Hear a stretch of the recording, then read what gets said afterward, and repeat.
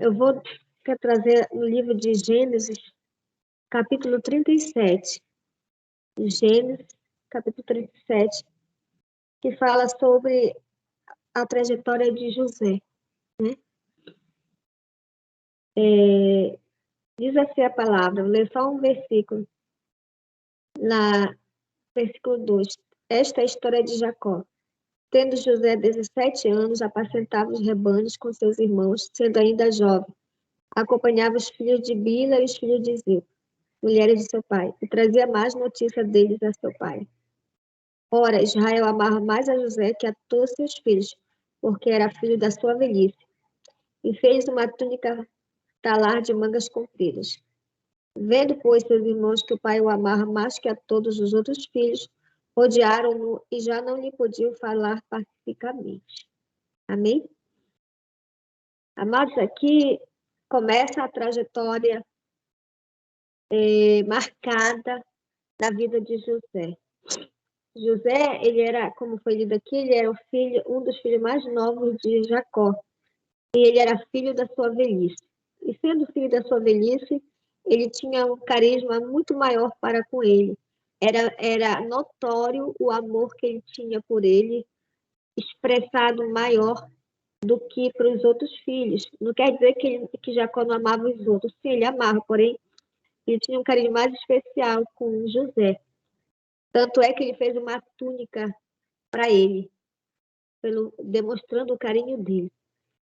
Só que os seus irmãos, eram 11 irmãos, no total eram 13, mas a gente vê a história que 11. Eles observavam essas ações que seu pai fazia para com ele e eles começaram a sentir ciúme, sentir inveja, sentir rancor, sentir raiva. E aquele sentimento ele foi brotando cada vez mais forte no coração deles. Mas isso eu quero dizer que já era um sinal na vida de José do propósito que Deus tinha para com ele, do chamado que Deus tinha para com ele, da vida mais tarde que José deveria ter. Muitas das vezes, amados, a nossa trajetória ela é marcada por situações difíceis desde a infância para quê? Para chegar no nível em que Deus quer. Muitas das vezes nós passamos por situações que nós não entendemos por que passamos por aquilo naquele momento. Mas lá na frente, o Senhor vai colocar claramente na nossa mente por que nós passamos por aquilo anteriormente. Então, aqui a gente percebe que José, ele era muito querido, e além dele ser muito inteligente, muito sábio, ele era bom em contas, ele era muito obediente a seus pais, e Deus deu um dom para José, o dom de sonhos, de interpretação de sonhos. Deus falava com José através dos sonhos. Nós acreditamos ainda até hoje que Deus fala através dos sonhos, ele faz a revelação através dos sonhos.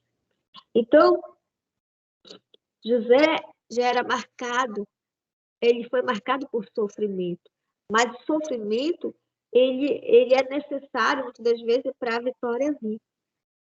Então, José, a trajetória de José, quando seus irmãos viram que ele era o querido, ele era o mais amado, eles tramaram contra José. E a trama foi mais forte quando José teve um sonho. E que esse sonho ele contou para os seus irmãos, inocentemente. Ele contou, dizendo que os peixes dos seus irmãos se curvavam diante do peixe dele. E eles olharam para ele e começaram a rir. Tu achas que o nosso peixe, tu acha que nós vamos nos curvar para ti, que é mais novo que nós? Então, eles estavam começando a entender que Deus tinha algo para com José, mas só que eles não queriam aceitar. E a inveja foi cada vez crescendo mais. A raiva foi cada vez mais crescendo. Até que um dia eles estavam no campo e aí os seus irmãos, o seu pai, preocupado, mandou José até lá para ver como eles estavam. E quando ele chegou lá, eles começaram a tramar para jogá-lo no poço, para matá-lo. O Rúben não deixou que eles matassem, mas um dos irmãos chamado Rubem, mas que se ele não deixou eles matarem. Então, amados, a gente vê a trajetória, quando de repente passaram o pessoal e eles venderam José como escravo. Só que escravo naquela época, mas não é escravo na época da nossa escravidão aqui no Brasil. Escravo naquela época, ele poderia galgar patamares, diferente da escravidão do Brasil. E José foi vendido. Pegaram a túnica de José para disfarçar, para contarem uma mentira para o seu pai, eles sujaram de sangue e levaram até seu pai Jacó. Disseram que um bicho matou ele e trouxeram a túnica. Jacó acreditou e chorou muito, lamentou muito aquela situação. Mal ele sabia que eles tinham planejado mal para o seu filho. Mas eu quero te falar nesta hora, Aramamai, que tudo o que nós plantamos, mais tarde nós colhemos. Amém? Tudo que nós plantamos, nós colhemos. É a lei da semeadura. E José foi vendido. Quando chegou, aleluia, na casa de Potifar, ele foi vendido como ismaelita. Quando chegou na casa de Potifar, Deus era com José. Não importa onde nós estejamos, se nós temos bom testemunho, se nós servimos a Deus, se nós somos obedientes, lá nós seremos uma bênção. Lá nós seremos uma referência. Lá nós seremos tidos como uma pessoa exemplar. E foi assim mesmo que aconteceu com José, na casa de Potifar. Lá, ele observou ele e começou a ver que ele era diferente dos outros. E tão diferente que ele começou a colocar nas mãos de José poder, a fazer com que ele tomasse conta das coisas que ele tinha. Tanto é que ele começou a confiar bastante em José. E José, ele prezou pela confiança. Só que o inimigo, ele é sujo. Quando nós estamos na presença do Senhor, quando nós estamos fazendo a vontade de Deus, o inimigo, ele não fica contente, amado. Ele vai tentar, de todas as formas, denegrir a nossa imagem.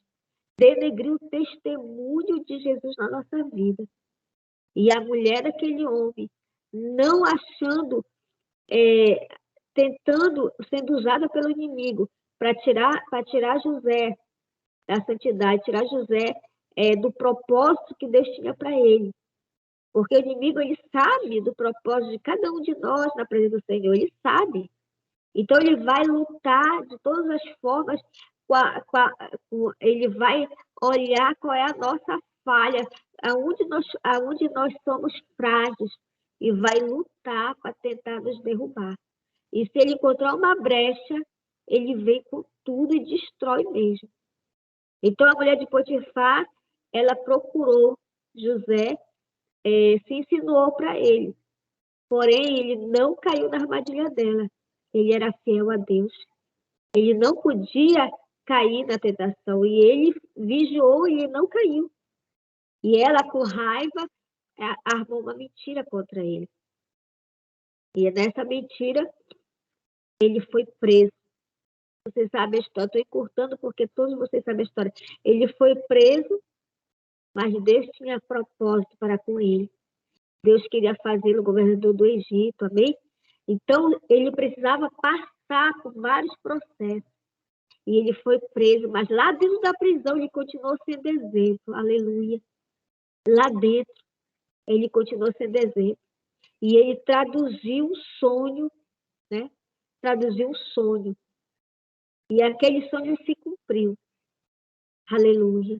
E ele pediu para aquele copeiro, quando ele estivesse na presença do rei, ele falasse da história dele, porque ele era inocente, ele estava preso inocentemente, ele foi acusado de um crime que ele não cometeu.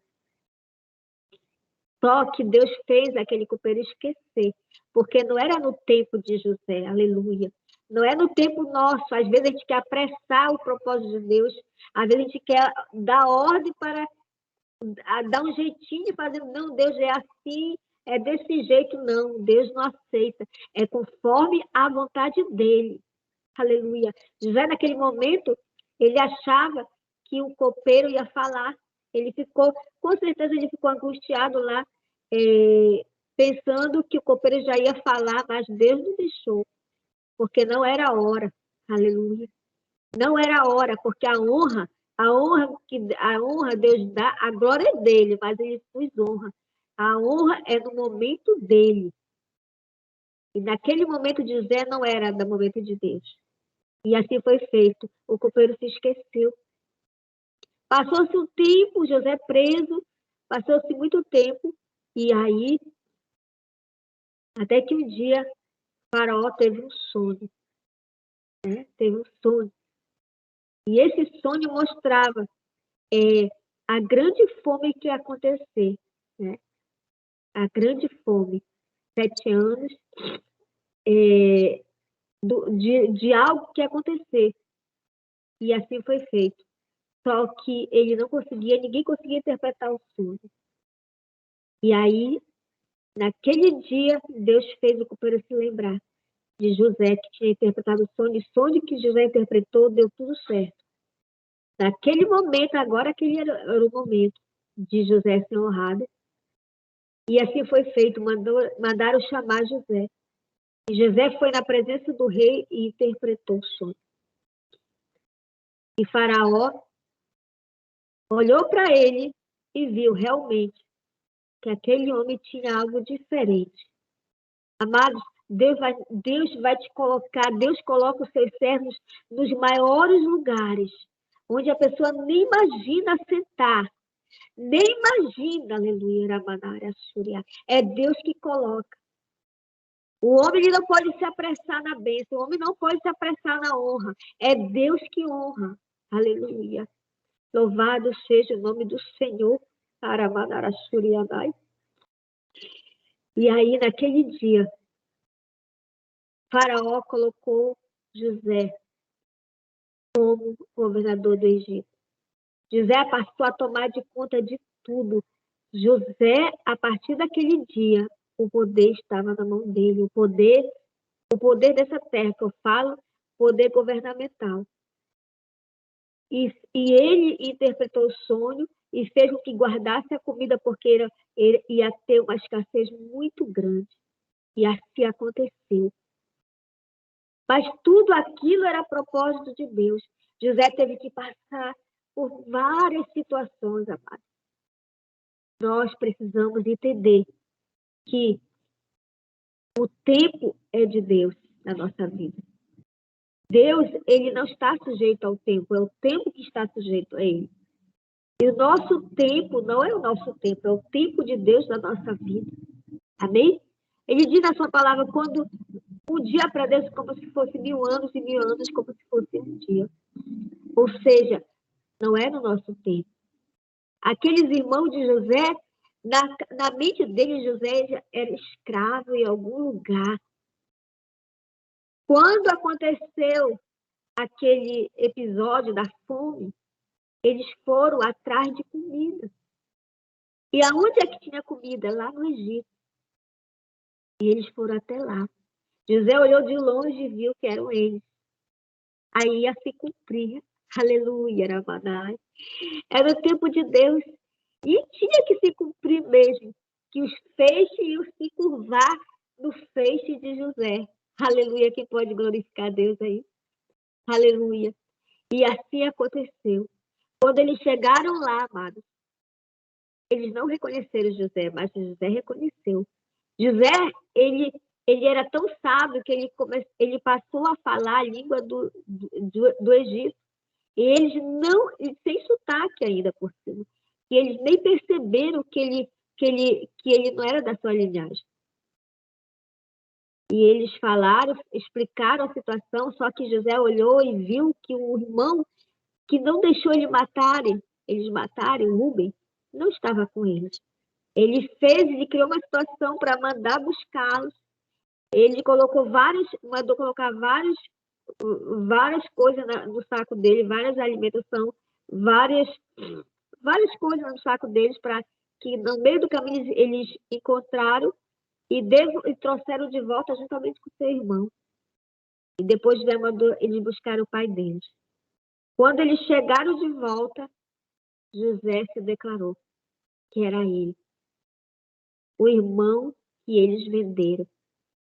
Aleluia. Mas José não guardou rancor. Nós não devemos guardar rancor, amados.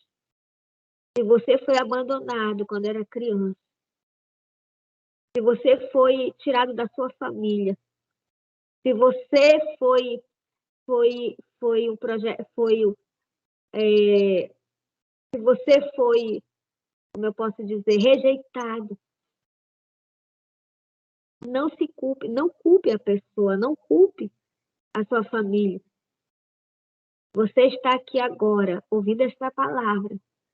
Muitas coisas você já passou, mas Deus te deu a vitória, porque senão você não estava aqui.